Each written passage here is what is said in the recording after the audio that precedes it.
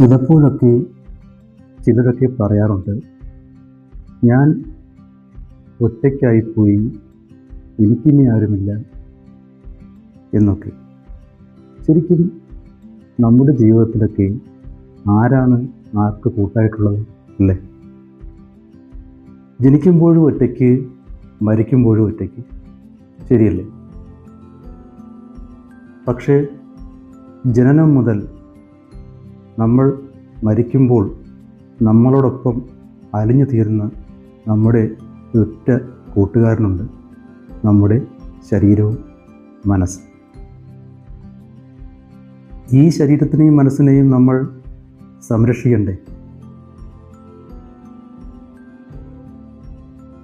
ചില ശരീരങ്ങൾ ജനാലകൾ അടച്ച വീടിനുള്ളിലും ഹോസ്പിറ്റലുകളിലും ജയിലുകളിലും തെരുവോരങ്ങളിലും അങ്ങനെ അവിടെയൊക്കെ ഇരുന്ന് കത്തിച്ച് വെച്ച ഒരു മെഴുകുതിരി പോലും ഉരുകും.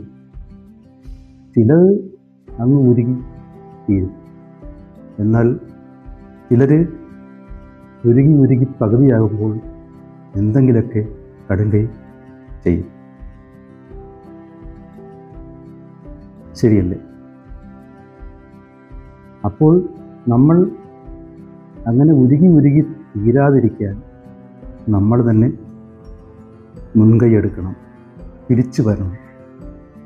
നിങ്ങൾക്കറിയൂ, മരങ്ങൾ ഇവ വർഷത്തിലൊരിക്കൽ അതിൻ്റെ ഇലകളെല്ലാം പൊഴിച്ച് കളഞ്ഞ് പുതിയ ഇലയൊക്കെ വന്ന് പൂത്ത് കാച്ച് ഒരുപാട് പക്ഷികൾക്കും ജീവജാലങ്ങൾക്കും ആവാസമൊരുക്കുന്നു അല്ലേ?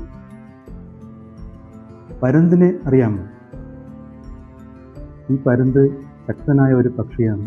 ഉയരത്തിൽ പറന്ന് താഴെ വന്ന് ഇരകളെ പിടിക്കുന്നു. ഈ പരുന്തിൻ്റെ ആയുസ് ഏകദേശം ഒരു 70 വർഷമാണ്.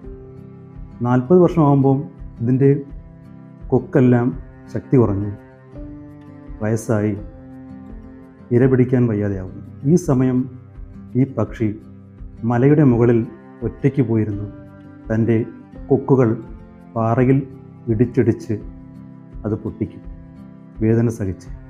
എന്നിട്ട് പുതിയ കൊക്ക് വരുന്നതുവരെ കാത്തിരിക്കും. എന്നിട്ട് പുതിയ ചുണ്ട് വരുമ്പോൾ അതുപയോഗിച്ച് അതിൻ്റെ പഴകിയ ചിറകെല്ലാം കൊത്തിപ്പറിച്ച് കളയും. പിന്നെ ഒരു പുതിയ ജീവിതവുമായി അത് പ്രപഞ്ചത്തിലേക്ക് ശക്തനായി പറന്ന് തിരിച്ചു വരും. ഇത്രയൊക്കെ ഉള്ളൂ.